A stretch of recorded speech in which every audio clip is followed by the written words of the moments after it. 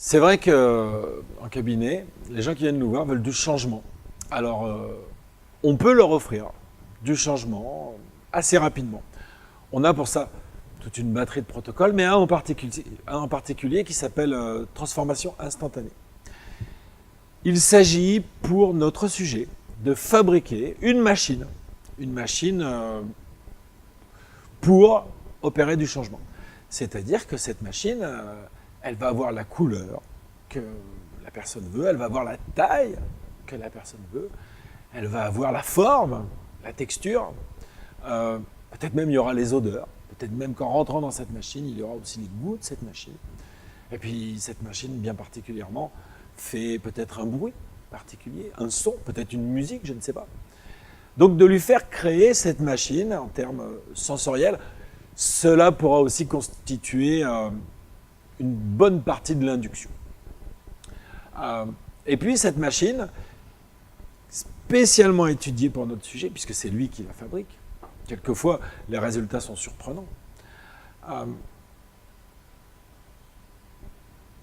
Je réfléchissais parce que quelquefois, quand je dis des résultats surprenants, des fois on a après coup, on nous raconte que c'était une bicyclette, une armoire, que c'était une piscine qui volait, enfin, des choses tout à fait vraiment particulières. Avec une particularité quand même, qui est sur cette machine un curseur qui va donner l'intensité du changement. On va mettre des étapes à 30 et à 100% qui sont arbitraires, mais qui fonctionnent très très bien. En fait, la personne pourra même aller à la vitesse où elle veut. Ici, c'est pour le changement. Ensuite, on aura un curseur d'écologie. L'écologie, c'est pour savoir si ce changement va être correct et en adéquation avec notre sujet. Et puis, une sorte d'écran de contrôle. Un écran de contrôle, on peut mettre des boutons, enfin bon, peu importe la représentation, c'est celle que je fais pour une explication simple et claire. Un écran de contrôle qui va permettre de voir ce qui se passe, de voir comment le changement est en train de se mettre en place.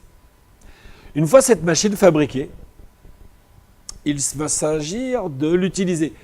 Sauf que, on ne va pas demander à notre sujet de l'utiliser directement, on va lui demander de fabriquer un autre lui, un clone ou un sosie, peu importe le nom que vous voulez lui donner, et par conséquent, cette partie sera une partie dissociée,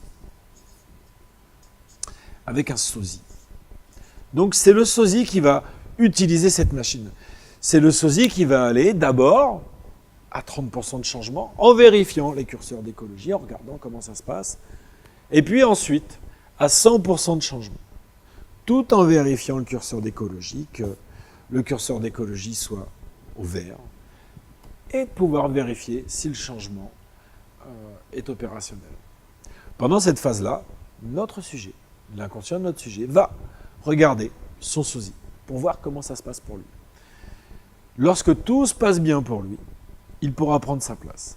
Si l'écologie n'est pas opérationnelle, eh bien, peut-être il faudra rebricoler. Cette machine a changé pour la rendre opérationnelle, pour la rendre écologique, pour la rendre avec un changement bénéfique pour notre sujet. Une fois que tout s'est bien passé pour notre sosie, c'est la deuxième phase. La deuxième phase où on va travailler en associé. C'est-à-dire que c'est le sujet qui prend les commandes. C'est le sujet qui prend les commandes et qui va aller dans 30% de changement, vérifier l'écologie, qui va aller à 100% de changement, vérifier l'écologie, vérifier comment tout se passe, et ensuite s'assurer en allant dans le futur.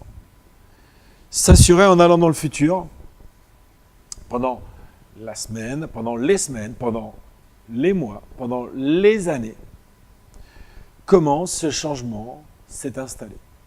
Peut-être que ce changement changera, ce qui est tout à fait possible, mais l'important, c'est qu'il y ait des possibilités, c'est qu'il y ait des ouvertures, c'est qu'il y ait du choix sur un changement concernant cette personne au niveau inconscient.